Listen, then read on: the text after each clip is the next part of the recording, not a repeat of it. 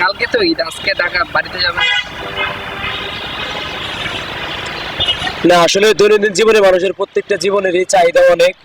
তো ফ্যামিলিকে দেওয়ার পর আসলে নিজের বলে কিছু থাকে না।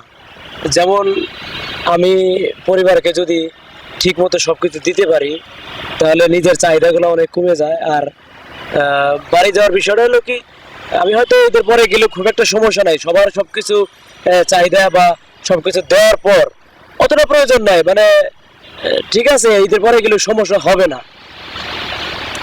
আমরা ছেলে মেয়ে কয়জন? আমার ছেলে মেয়ে দুইজন, দুইটা মেয়ে। বড়টার বয়স এখন 14 বছর চলতেছে, ক্লাস 8-এ পড়ে। আর ছোটটার বয়স এখন 6 বছর, 2-তে পড়ে। সন্তানরা কি ফোন করে না যাওয়ার জন্য? হ্যাঁ, অবশ্যই। আজকে সকালে ফোন দিয়েছিল, বলছিল বাবা তুমি আসো, অন্তত পক্ষে একটা দিন আমাদের সাথে থাকো। বলছি না, এখন তো যেতে পারবো না, আগামী হয়তো ঈদের